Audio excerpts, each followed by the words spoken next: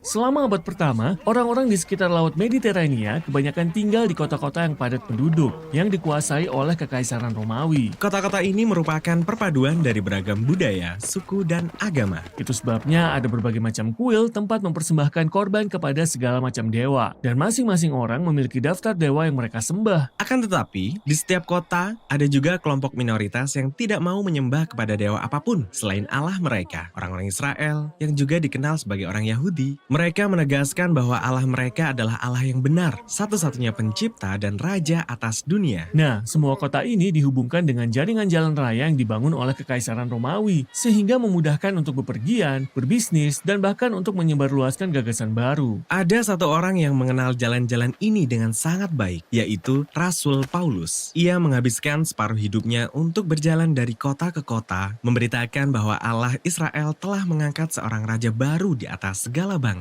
Belum pernah ada raja yang seperti ini sebelumnya. Betul, kebanyakan raja memerintah dengan kekerasan atau kekuasaan. Tetapi raja yang baru ini memerintah dengan pengorbanan diri dan kasih. Namanya adalah Yesus, dan Paulus adalah pembawa beritanya. Ia mengajak semua orang untuk hidup di bawah pemerintahan raja ini. Kisah perjalanan Paulus dan bagaimana orang-orang menerima berita ini merupakan inti dari bagian ketiga dalam Kisah Para Rasul. Selama beberapa waktu, basis Paulus berada di kota Antiokhia. Dan dari sanalah, Paulus dan rekan-rekan kerjanya memulai 3 perjalanan misi, melalui darat dan laut menuju kota-kota penting di seluruh kekaisaran. Tempat pertama yang dikunjungi Paulus di tiap kota adalah rumah ibadat Yahudi, tempat jemaatnya berkumpul. Di sana, ia akan mengajar dan menunjukkan bahwa Raja Mesias yang dijanjikan dalam kitab suci Ibrani itu adalah Yesus dari Nazaret. Ada orang-orang yang percaya pada berita ini, ada yang tidak, dan ada juga yang menganggap berita ini sangat menyesatkan dan berbahaya. Orang-orang inilah yang memicu kerusuhan untuk mengusir Paulus dari daerah itu. Karena itulah, Paulus kemudian pergi ke kota-kota perdagangan yang ramai.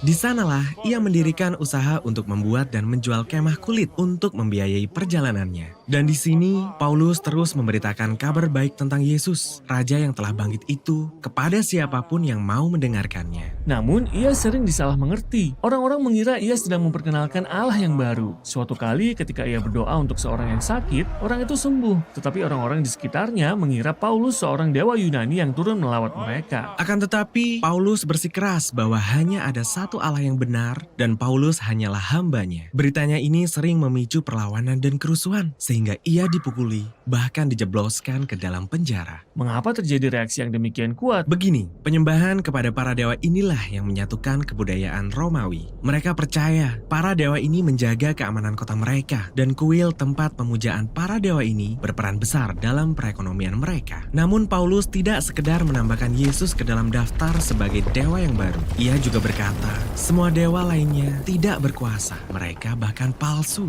Jadi ia merendahkan cara hidup mereka. Ya, dan terlebih lagi, ketika Paulus memberitakan Yesus sebagai raja yang baru, ia memanggilnya sebagai Tuhan atau anak Allah, sebutan yang biasa digunakan orang untuk Kaisar Roma. Jadi pesan Paulus langsung terdengar sebagai ancaman terhadap seluruh tatanan politik. Lalu mengapa ada orang yang mau bergabung dengan gerakan ini? Kan kedengarannya berbahaya. Ya, karena orang-orang ini terpikat pada kisah Yesus dan bagaimana kasihnya membangun komunitas yang memperlakukan semua orang setara tanpa memandang suku, jenis kelamin, atau status ekonomi. Orang-orang ini membangun keluarga yang baru. Mereka makan bersama. Mereka hidup dengan berkorban dan merawat orang-orang miskin. Mereka hidup seakan-akan Yesuslah raja yang sesungguhnya. Betul, karena itu di setiap kota tempat Paulus menyampaikan berita tentang Yesus, orang-orang diubahkan oleh Roh Allah menjadi manusia baru. Jadi Paulus akan tinggal di kota itu untuk mengajarkan jalan Yesus kepada mereka. Setelah itu, ia akan lanjut ke kota lainnya. Ini adalah kehidupan yang sulit. Paulus harus menanggung banyak kesakitan dan penderitaan.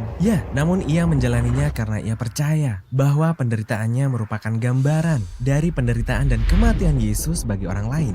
Ia berkata bahwa kasih Allah lah yang mendorong dia untuk memberitakan kisah tentang Yesus apapun resikonya. Setelah perjalanan misinya yang ketiga, reputasi Paulus semakin meningkat. Ia mendapatkan banyak teman baru, tetapi juga banyak musuh baru yang semestinya ia hindari. Tetapi Paulus tidak menghindar dari mereka. Perhentian berikutnya adalah Yerusalem, kota yang penuh dengan orang-orang yang ingin menangkap dia, bahkan menginginkan kematiannya. Jadi, mengapa ia tetap pergi ke Yerusalem dan apa yang terjadi ketika ia sampai di sana? Inilah yang menjadi inti dari bagian terakhir Kisah Para Rasul.